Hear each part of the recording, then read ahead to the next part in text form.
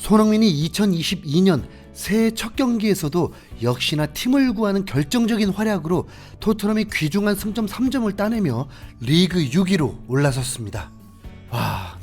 먼저 큰 숨부터 좀 쉬어야 할 것 같습니다. 토트넘의 18번째 경기 와포드와의 원정 경기에서 와포드 감독인 라니에리 감독이 토트넘을 상대로 홈 경기임에도 파격적인 전략으로 토트넘을 그야말로 초상집 만들 분위기까지 몰아세웠습니다.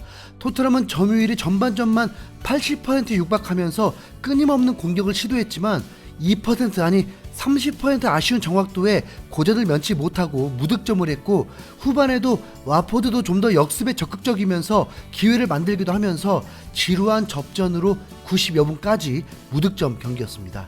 그럼에도 경기는 꼭 와포드가 이긴 것 같은 경기였습니다. 비커리지 로드 경기장에 홈 팬들의 끊임없는 박수 소리로 응원을 하면서 와포드 선수들에게 힘을 불어넣어 주었고, 간간히 역습이 나올 때마다 간담을 서늘케 하는 득점 기회까지 있었다 보니 불안하기만 했죠. 그런데 어떻게 토트넘이 이길 수 있었냐고요? 단 5분이면 됐습니다. 지긋지긋한 헛공방 상황에서 후반 40분 관중석에서 응급 상황이 발생하면서 경기가 잠시 중단되었습니다. 상황을 해결하니 이미 90분이 훌쩍 넘었는데 그 사이 토트넘은 다시 정비를 할 수 있었습니다. 이미 모우라, 호이베르, 레귤론까지 교체되면서 힐, 윙크스, 로셀소가 투입된 상황에서 닥치고 공격만 택한 토트넘은 전 후반 두세 번의 공격 상황에서 득점 기회를 놓친 손흥민이 추가 시간에 어디서 나오는 체력인지 지친 기색 하나 없이 와포드를 몰아붙였습니다. 그러다 97분 손흥민이 스스로 기회를 만들어냅니다. 왼쪽 라인에서 와포드 2명의 선수를 혼란케 하더니 파울을 얻어내면서 프리킥 상황이 되었습니다. 지난해 3라운드 경기에서 결정적인 프리킥 골을 성공시켰을 때보다 좀 더 앞이었지만 당시 상황이 그려질 수밖에 없는 위치였습니다. 그래서 마지막 기회라고 생각했죠. 솔직히 응원하는 순간은 도저히 골이 나올 것 같지도 않았습니다. 90분 동안 번번이 장벽 같은 장애물을 둔 상태로 경기하는 것 같았으니까요. 또 워낙 각도가 없었으니까요. 손흥민이 킥을 준비했고 순식간에 득점이 나오게 되었습니다. 손흥민의 자로 잰 듯한 날카로운 크로스가 정확하게 187cm 다빈손 산체스가 그의 장점인 탄력 있는 점프로 웬만한 와포드 선수들보다 머리 하나 더 높게 뜬 채 정확한 헤더로 골망을 흔들며 결승 득점에 성공했습니다. 이때 BBC 현지 해설에서는 환상적인 배달이었다면서 손흥민의 급이 다른 크로스에 극찬을 아끼지 않았습니다. 산체스는 이번에도 월드클래스 표정으로 그다지 기뻐하지도 않고 당연한 듯한 세레머니를 선보였고, 토트넘 선수들도 원정 경기라 그런지 결승골임에도 침착하게 기뻐했습니다. 콘테 감독은 그 골이 예상 못했는지 득점 후 순간 포효만 한 채 다시 경기에 집중하는 이성적인 모습을 보였습니다. 케인아, 킥은 이렇게 하는 거라고, 이렇게. 제발 프리킥 다이렉트 슈팅이라도 손흥민에게 넘기란 말이다. 사실 이 경기는 토트넘이 스스로 위기를 자초하는 경기였다고 볼 수 있습니다. 와포드는 이미 5연패를 당하고 자칫 강등권에 처할 수 있었다 보니 우선 분위기를 바꾸기 위해서 단 1점이라도 필요했습니다. 하필 상승세인 토트넘을 만났다 보니 홈 경기임에도 라인을 완전 내려선 수비 후 역습을 선택했습니다. 이 전략은 실점을 일찍 하게 되면 더 쉽게 무너지게 되죠. 그렇기 때문에 토트넘이 빠른 시간에 득점을 하게 되면 더 쉬운 경기가 될 수 있었는데 전반 30분 정말 큰 기회가 왔었습니다. 손흥민이 골키퍼를 압박하기 위해 달려들었고 골키퍼는 다급한 듯 처리하려다가 실수를 범하면서 스킵이 중간 차단을 했습니다. 그리고 바로 케인이 기회를 얻었는데 이놈의 자식이 또 자기가 해결하려다가 더 좋은 기회가 있었던 손흥민에게 연결하지 않고 페널티킥 정확성만 좋은 케인이 슈팅을 했는데 득점에 실패하고 말았습니다. 유효 슈팅조차도 만들지 못했습니다. 당연히 모든 볼을 손흥민에게 패스해야 하는 건 아니죠. 하지만 케인은 분명 좀 그래요. 유달리 본인 스스로 해결하려고 할 때가 많습니다.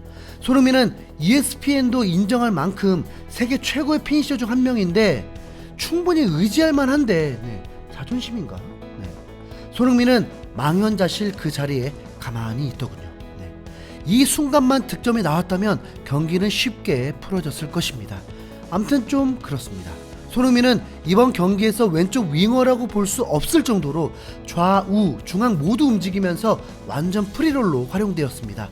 결국 토트넘이 중앙에서 풀어내주는 퀄리티 있는 선수가 없기 때문에 손흥민을 의지하는 건데, 후반 20여 분이 지나서부터 손흥민이 와포드를 위협했습니다. 먼저 후반 21분에 에메르송이 슈팅을 날렸는데 그게 골대 앞에 있던 손흥민과 케인을 향해 오면서 손흥민이 재치있게 방향만 바꾸는 백키를 시도했는데 아쉽게도 볼터치가 안 되었습니다.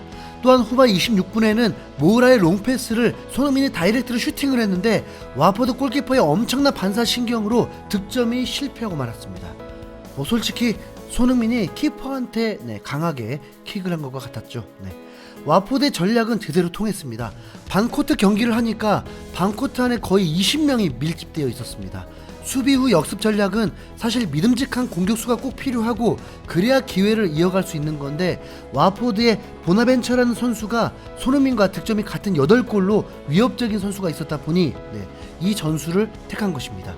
토트넘은 무리뉴 감독 시절부터 최근까지 항상 상대가 라인을 끌어내리면 고전을 면치 못했고, 실제 직전 경기인 사우스햄튼과의 경기에서도 이 토트넘의 문제는 여과 없이 드러났기 때문에 매우 좋은 전략일 수 있었습니다. 콘테 감독도 이 토트넘의 문제는 아직 해결하지 못하고 있었죠. 상대가 라인을 내릴 때는 운을 발해야 하듯 실수가 나오거나 변수가 생겨야 하고, 아니면 선수들이 더욱 테크닉이 좋아서 정확하면서도 간결한 패스와 창의적인 플레이가 나와야만 득점이 나올 수 있고, 혹은 세트피스를 통해 득점이 나와야 하는데 토트넘은 이 부분들이 매우 취약합니다. 와포드는 이미 리버풀, 맨시티 같은 팀에겐 대패를 했었는데 왜 강팀이겠습니까?